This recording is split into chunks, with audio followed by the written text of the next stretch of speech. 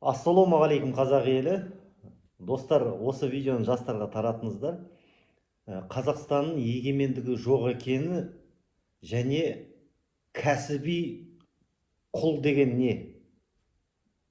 Соны түсіндіріп берейін қазір жастарға. Жастар 16 желтоқсан тәуелсіздік күніне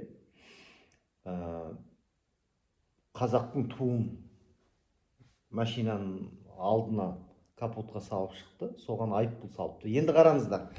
Мынау кәсіби құл қалай түсіндіреді? Кәсіби құл. Тыңдайық.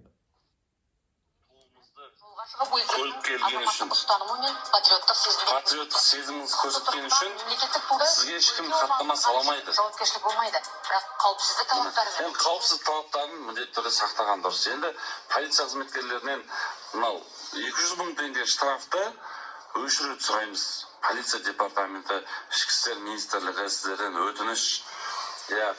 Замминистрде айтты, то, что ешқандай жауапкершілік көзделмеген дейді. Бірақ 458 бап бар бізде әкімшілік құқық бұзушылық кодексінде. Сол жерде былай салынған Қазақстан Республикасы мемлекеттік туын орнатып автокөлік басқарған дейтін 458 бен әкімшілік хаттама салынған.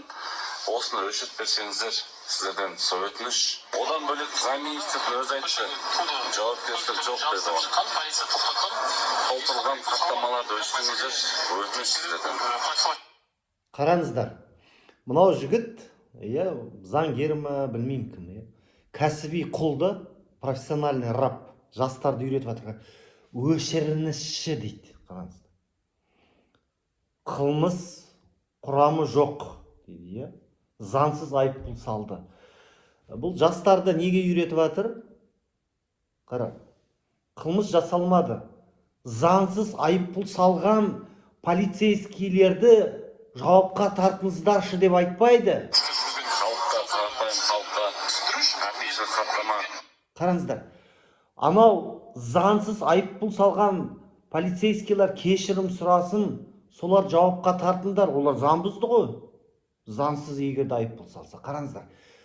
Өшіріңізші айыппұлды дейді. Қараңыздар. Біліп тұр заңсыз айыппұл салған, бірақ салмаңыздар, жинамаңыздар, сіз заңды ешқандай заңды бұзбайсыз. Ең бастысы сіз енді жүргізуші болғаннан кейін сізге жол ережелерін жол ережелерін сақтаймыз. Осы айтасыз, сізді қолдаймыз. Дәл осылай қаншама сізді қолдаймыз дейді. Нені қолдайды? Заңсыз осылай айыппұл салсаңыз да бәрібір де қолдайды екен. Заңсыз ғой, анау екі полицейскийді жауапқа тартыңдар. Неге заңсыз айыппұл салды деп айтпайды. Бұны кәсіби құл дейді. Профессиональный раб. Айтпайды, жастар қорықпаңдар, сотқа беріңдер полицияны деп. Айтады, кешіре салыңдаршы. Жастар мынау әкімшілік хаттама салынып жатыр Қазақстан бойынша. Сол кісілерге толтырған әкімшілік хаттамаларды өшіріп беріңіздер, өтініш сіздерден. Қазағымның көк туы мәңгі желбіресінші. Басқа елдер көрсінші. Қазақтар дәл осылай көк туымызды, көк байрағымызды желбіретіп, көлікпен тәуелсіздік күні күнде өтіп жүріп жатқан жоқпыз ғой.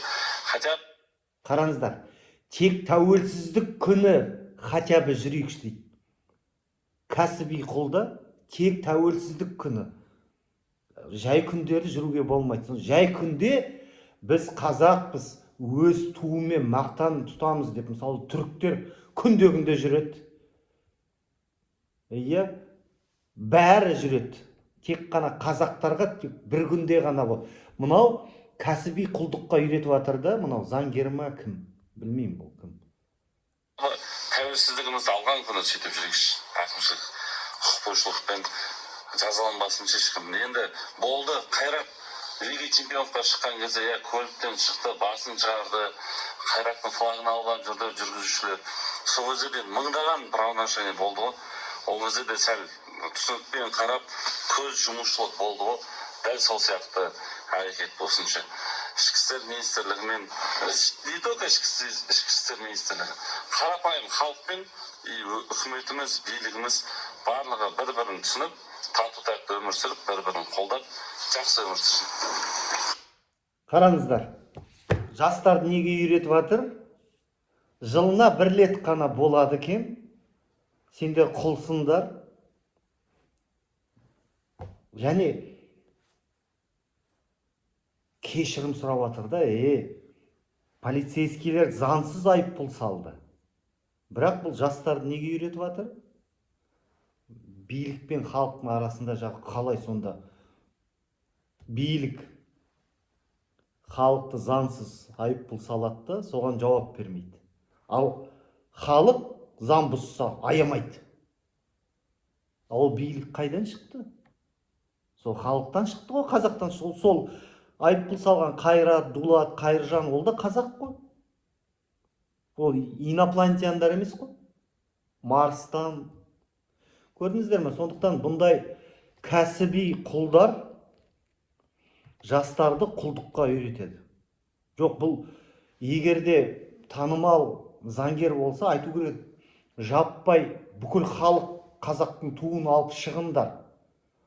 100 машинаға ту салындар. Ал бұл балаларды айыппұл болады, кешіре салыңыздаршы деп жастарды қорқытып жатыр да. Келесіде жастар ойлайды, 250 мың айыппұл салғанша құрсын шықпаймын деп.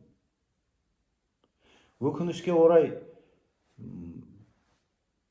осындай заңгерлер, білмеймін, белсенділер өте, мен келіспеймін мынау жігітпен, мен танымаймын кім екенін, бірақ бұл кәсіби құлдыққа үйретеді қазақ.